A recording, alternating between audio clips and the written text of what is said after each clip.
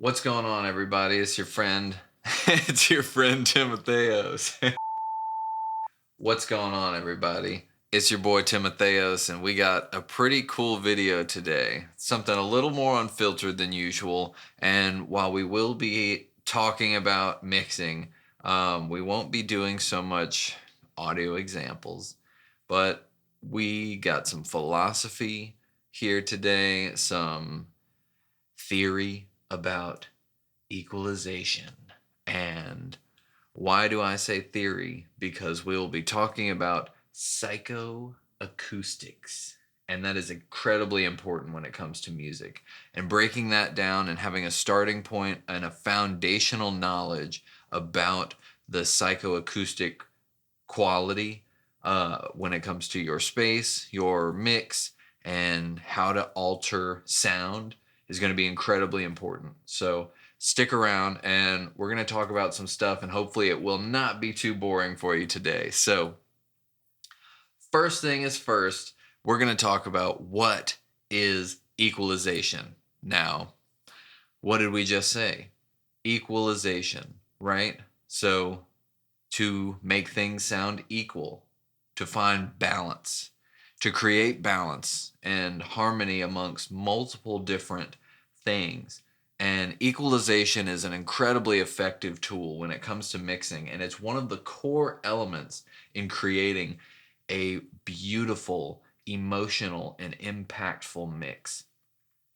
Now, everything has a sonic characteristic, right? And so when we think about our voice or the sound of a car or, anything that we have, a guitar, all of that, it has its own sonic characteristic of what it sounds like naturally, right? But what that actually is a vibration that is sent out and pushing air. And that air pressure change is now vibrated and interpreted from our ears into our brains. And our brain then identifies that as sound. And the sound that we interpret is what we then identify as this thing. That's a guitar. Those are drums. This is my voice. All of that. And our brain has a natural understanding of what that should sound like. So when you're mixing, you obviously want to stay in the realm of that naturalness, if that's what you're going for. Of course, we can break the rules here and there, but for a really professional or polished sounding mix, we are finding ways and using our tools to match our brain's expectation of what those sounds are. So we have three things to keep in mind when it comes to equalization. The first thing is psychoacoustics. Now, psychoacoustics is a scientific study of how humans perceive sound, and it focuses on the psychological and physiological processes involved in the hearing and subjective experience of sound. Now, what does that mean? It means that sound, in essence, is subjective because your brain is interpreting sound different from my brain. And we can commonly relate over the fact that that's the sound of a piano, that's the sound of drums, this is a voice. We can interpret those things similarly. How they sound, though, is going to be dependent on a bunch of different variables. And psychoacoustics also has to do with how your brain interprets acoustic signals. It includes loudness, pitch, timbre, spatial location, right? Whether something is over here or over there. Is it above us or beneath us? Is it, too loud? I can't hear anything else but that one thing. Is it something that's high pitched? Like, hey, how's it going? Versus something that's low pitch, how's it going? And your perception of those two things, as well as how those things make you feel, right? I wouldn't talk like this the whole video, though. Nor would I talk like this the whole video. unless it made you feel good. But, that's just part of the perception, right? And a lot of what we'll be talking about is perception. And now perception is really cool because it's invisible, right? And that's one of the coolest things about being a sound engineer is that you are effectively manipulating things that visually don't exist, at least to our perception, right? So our human ears can hear basically from about 20 hertz all the way up to 20,000 hertz. And as you get older, that range from 20 to 20,000 reduces ever so much. And we have sound systems that effectively reproduce those frequency spectrums, and that's sort of our workable range when it comes to equalization, right? As we have, most equalizers do have from 0 to 20. However, there's things going on down there that may require a lot more attention to detail than we are able to do. But yeah, essentially 20 to 20,000 hertz is our workable range of what we can perceive audibly, right? One of the next things that psychoacoustics teaches us is the sort of spatial awareness of sounds. And now I'm not talking about over there is the door closing, right? Because that's a real life scenario. What I'm talking about is the psychoacoustics of the mix. Now, whether you're mixing on speakers or in headphones or off of your laptop speaker, for a long time I mixed off of a Bluetooth speaker, and that had its own vibe and benefits and pros and cons and all of that. But typically this makes the most sense when we are talking about having a monitor system or headphones. And now what you'll imagine is that there is a cube in front of you if you're using monitors. And if you're using headphones, there's going to be a cube essentially in between your headphones, in your mind. The cube of your mind, right? Mind cube. Now, in your mind cube, you are now projecting a visual representation of the sound. And I'm not talking synesthesia, right? We're using our imagination here. And this is also with the psychoacoustic perception of sound. So when you hear something and it's mono, you can tell it's mono because it's directly down the middle, right? And then when you double it, it's over here. That's psychoacoustic, okay? So we have a mono sound here, and we can make it stereo, and now it's here. And so using this representation, we're going to think about mixing differently. And this is all going to make sense when it comes to equalization here shortly. So first things first, there are 3 ways that we can perceive sound in our mind cube.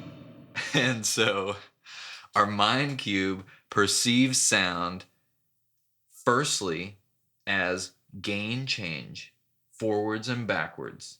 So what do I mean by gain change? Something being quieter, right? And then something being louder. And now when you have those 2 things, you have quiet and loud, and you have everything in between those 2 points. Quiet and loud is going to be perceived as forward to backward movement. So if I'm loud, I'm going to feel like this in your mind cube. But if I'm quiet, I'm going to be more back here in your mind cube, right? I'm in the mind cube. And now I'm in the mind cube. So we're perceiving that differently. And when you want something to be up front in the mix, it's because it's louder than everything else, right? And so that is effectively taking it point here all the way up to here as being closer. So when we create depth in a mix, we are using gain effectively. And the only way to have depth is to have a reference point, meaning something is loud, or whatever loudness this is here, and then you have something that is up here that is effectively more loud than this back here. And right, my hands should be the same size, but this one's a little smaller. So usually I like to use this hand. So the next thing on the list, that was forward to backward movement psychoacoustically, right? The next thing on the list is going to be left and right. And that's going to be with panning. And now with panning, we have a few things we can talk about with panning, but effectively what you need to know is left to right movement in order to get it in the stereo field is through panning. So when you pan something, let's say to the left, then we are reducing the amount of volume that we are hearing on the right side, and we're increasing the amount of volume over here on the left side. And same thing with the other way, right? So now we've covered 2 dimensions of sound in our mind cube. And so the first dimension being forwards and backwards, which has to do with loudness or gain. Then we have our second dimension, which is left and right, meaning panning, right? So if something is here, it's mono. Something is over here, we're panning to the left. And then if something is over here, we're panning it to the right. Now, this is where equalization is sort of introduced into the mix, because for something to feel like it is down here and for something to feel like it's up here, it has to do with frequency. And now low frequencies, bass rumbles the floor, right? Hi-hats don't rumble the floor. Hi-hats are up here, right? But the bass, boom, boom. And the kick, it's in your chest. It's in your chest right here. It's 0 hertz, 20,000 hertz. Vertical dimension, right? So that's where equalization comes in. The vertical dimension of our mind cube. Check out how my vocal moves through the speakers as I reduce the amount of frequencies in the low end. And we're going up to 100 and 150 and 250 to 500 and 750 and then 1,000 and 1,500 and 2,000. And wow, there really should only be a perceivable amount of my voice that exists in the higher part of your mind cube. And to me, that is just so freaking cool. And so when I reintroduce those lower frequencies, I should fill in your mind cube significantly more because you have those lower frequencies. And now when I drop off this high cut and essentially reduce all of those high frequencies, I should be existing only in the lower part of your mind cube. And that lower part is where all of this low end lives. It's rich, it's full, you can hear it. It's so important and a foundational part of music, and we don't want to cut all that out. But when I reintroduce it like this, you'll notice that now I'm existing in the entirety of the mind cube, and that is the vertical relationship to EQ in your mind cube. Let's say you have a muddy vocal, right? It's muddy because in our vertical dimension here, we have much more lower frequencies down at the bottom that are coming forwards like this, where the high frequencies back here, see, look, the high frequencies back here, you can't really tell. They're further back. I'm trying to get some high frequencies, but they're way back here. So you effectively boost the high end to match the low end here. Now it sounds full. Now it sounds articulate. Now it sounds present, right? Or we have our high frequencies that are back here. We have our low frequencies that are up front, right? See the distance? Up front, we cut the low frequencies so they match up here. And that looks like this from a vertical stance. If you were looking from here, it's closing in. And now we have a even, equal vocal, right? When you EQ something and you want to create this perception of depth, right? Because it's a perception. What you're doing effectively as a mixer is creating perception for people. You're creating a soundscape. You're creating a landscape for your mix that everything sits inside of. And it sits inside of that mind cube. And how you manipulate that mind cube creates the feeling and the vibrancy of the song and imagining it and bringing it to life. So, two fundamental principles of sound, right? So, my mic is up here. I'm going to bring it down here for just a sec. Two fundamentals of sound, which is I'm going to be at a neutral point right here. If I get close to the mic, it's going to start increasing the low frequencies, right? I'm going to try and keep not be so dynamic vocally. So I'm going to get as close as I can to basically kissing the mic. And then I'm going to step back and I'm going to walk away from the mic and get back here. You should hear a pretty drastic difference in my vocal change. And now you should notice there is a high frequency roll off and a low frequency roll off when I'm distant, and an increase, especially in low frequencies, but as well as the high frequencies when I get closer to the mic, okay? So it's your job to understand those principles and things like that when you're mixing, to know how to create depth, right?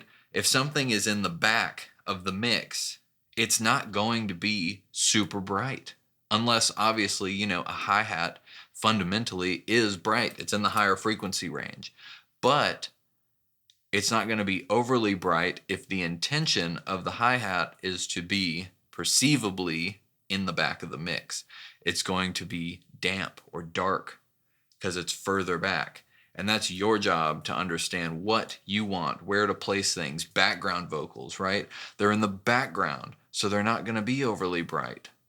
They may blend with the main vocal, but they're not going to be way too bright, because if you increase that brightness, the whole vocal is going to sit right here. And you're going to have this imbalance of background vocal that's right up here in your face that you can't really picture because your brain doesn't do that. Your brain is so powerful, it has its own automatic EQ. And what that means is, when you're mixing, especially, when you're in a room, it does it too. Just having a conversation with a friend in a room, you eventually auto-correct the room that you're in. You auto-correct the reverb in the room to where you stop hearing it.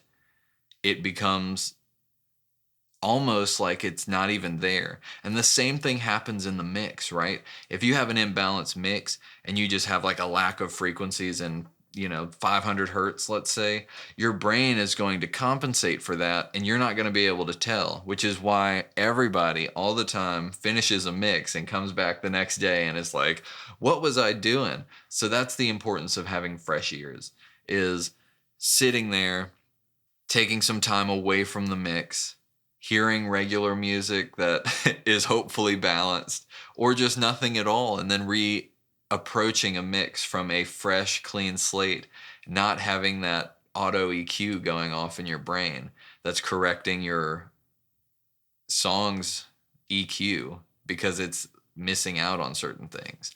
So it's pretty extraordinary. I mean, the ability that your brain has to do all of this is absolutely crazy, and it does it in real time. There's a lot of philosophy on EQ, and we didn't really talk too much about how to EQ. To me, it's important to understand those fundamentals behind EQing first before we actually dive into it.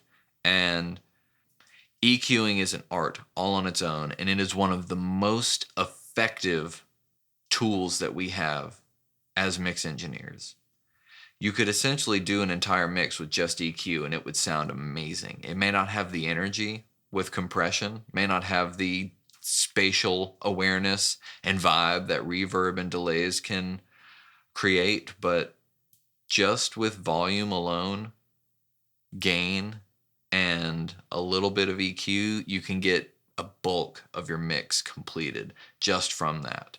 So In our next video, we will be talking about how to EQ things a little bit more, but this was a demonstration of the philosophy of EQing and our perceivable relationship with sound and how EQ relates to that. Thank you very much for sticking around. I'm going to have a video right here where you can watch more and leave a comment. Let me know if this was helpful. Let me know what we can do next. Like this video to come back to it because we covered a lot of stuff. Come back if you just want to laugh. We'll see you next time. I appreciate it, y'all. Thank you very much.